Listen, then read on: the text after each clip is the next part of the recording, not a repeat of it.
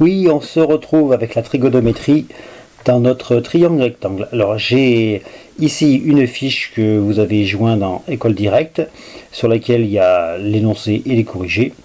Le cosinus d'un angle, on a dit, c'était le côté adjacent à l'angle divisé par l'hypoténuse. J'ai un petit exemple ici. Là j'ai mis un angle aigu, l'angle droit étant ici. Je me place sur l'angle aigu. Le côté adjacent, c'est le côté qui rejoint cet angle à l'angle droit. Voilà, il joint l'angle à l'angle droit, c'est le côté adjacent, celui qui est adjoint. L'autre côté qui part de l'angle, c'est l'hypoténuse. Donc le cosinus, en fait, concerne les deux côtés qui partent de l'angle aigu. C'est toujours l'angle aigu, c'est jamais l'angle droit. Donc on peut avoir le cosinus de cet angle-là, ou alors le cosinus de celui-là, qui serait égal à ça, divisé par ça. Bien. Si on regarde les premières lettres qu'on a écrites ici, cosinus commence par un C, adjacent par un A et hypoténuse par un H. Ce qui veut dire qu'en fait, on peut se rappeler d'un moyen qui est que cosinus de l'angle est égal à côté adjacent sur hypoténuse se traduit par CAH. Et on verra plus tard que c'est très facile de s'en rappeler, vous verrez pourquoi. Nous continuons. Nous avons dit que le sinus de l'angle, donc c'était égal à côté opposé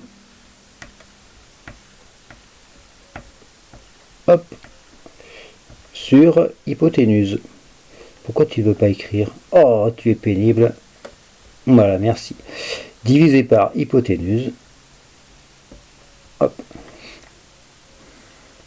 Alors, j'appelle les sponsors pour me fournir un stylo de qualité pour écrire sur mon écran. Et enfin, nous avons la tangente de l'angle. Donc, on écrit tan. On ne prononce jamais tan, on prononce tangente de l'angle qui est égal au côté opposé. Hop, voilà, stylo, s'il te plaît, fais-moi plaisir, écrit, divisé par le côté adjacent. Adjacent, je pense plutôt que c'est un problème du traitement texte qui est un peu lent. Adjacent, si vous arrivez à lire ce qui est marqué, vous êtes fort. C'est pas grave, vous allez corriger après.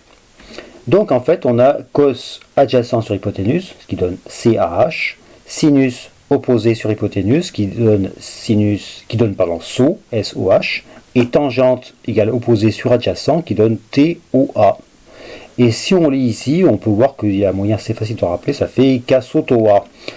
Kasotoa, voilà, qui peut peut-être rappeler à certains quelques injonctions de demeurer un peu loin, voilà, Kasotoa. Donc c'est un moyen assez facile de se rappeler. Quand on connaît le moyen Kasotoa, il faut le reconstituer en disant C, ça veut dire cosinus, le A c'est le numérateur de la fraction et le H c'est le dénominateur. Alors, ici, nous allons nous intéresser dans la fiche qui est ici à savoir quelle formule parmi les trois trouver. En fait, là on a un lien entre chaque fois un angle aigu et deux côtés de l'angle.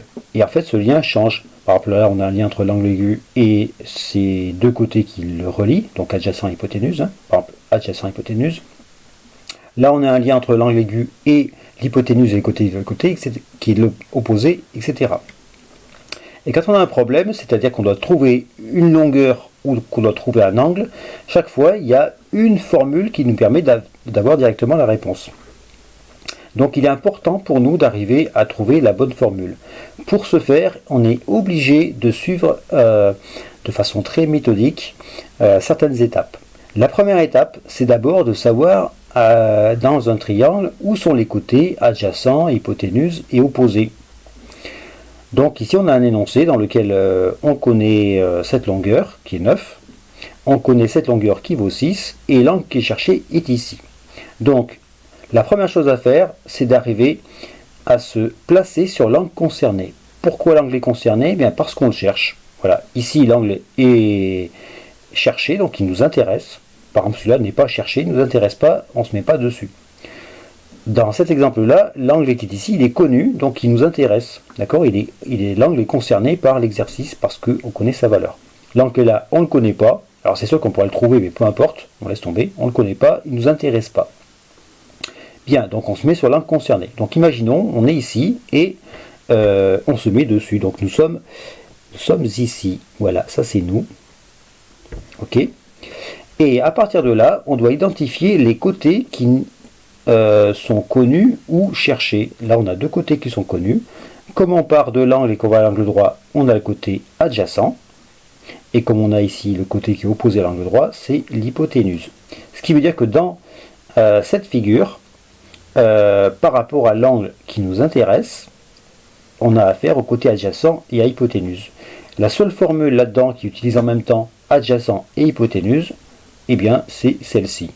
Donc la formule qui nous permettra de trouver ce qu'on veut, c'est-à-dire en l'occurrence l'angle, ce sera la formule du cosinus, CAH. Et donc on peut l'écrire cos pour le C, donc cos de l'angle qui s'appelle A, égale A qui vaut 6 et H qui vaut 9. Donc ici on a cos de A égale 6 neuvième, et on verra un peu plus tard comment avec ça arriver à trouver A.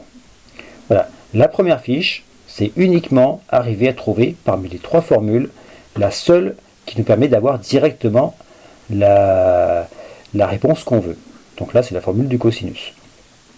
Ici c'est un peu la même chose, hein, puisque on a un angle qui est connu, donc on se place dessus. Voilà, nous sommes ici et hop hop on est là avec un beau sourire bien sûr parce qu'on est content d'être en maths. Et donc par rapport à cet angle, on voit qu'on connaît ce côté-là qui est donc le côté adjacent, hop, et qu'on connaît également plutôt qu'on cherche ce côté-là, donc qui nous intéresse, qui est l'hypoténuse. Remarquez bien que le côté qui est ici, qui est donc opposé à l'angle qui nous intéresse, ce côté ne sert pas. La seule formule qui ne se sert pas de haut, regardez, hop, c'est pas celle-là, c'est pas celle-là, parce qu'il y a haut dedans, il ne reste que celle-là. Donc là, on a bien A et H, la seule formule qui ne contient pas haut, A, H et donc pas haut, c'est la formule du cosinus. Donc dans ce cas-là, nous devons utiliser la formule du cosinus qui nous donne ici cosinus de à combien 40 degrés, on le connaît.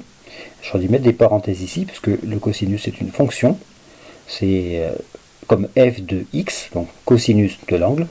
Ce cosinus, il vaut donc 6 divisé par cette longueur qu'on ne connaît pas. Donc puisqu'on ne la connaît pas, on va la remplacer avec des lettres. C'est la longueur AC. Voilà. Donc une fois qu'on a fait ceci, on peut très bien faire les autres. Voilà. Donc tout ce qu'on veut, c'est la formule. On se place ici. Vous le ferez dans une prochaine vidéo, comme ça vous le ferez tout seul. Chaque fois vous placez sur l'angle en question, donc sur celui-là, sur celui-là, sur celui-là et sur celui-là.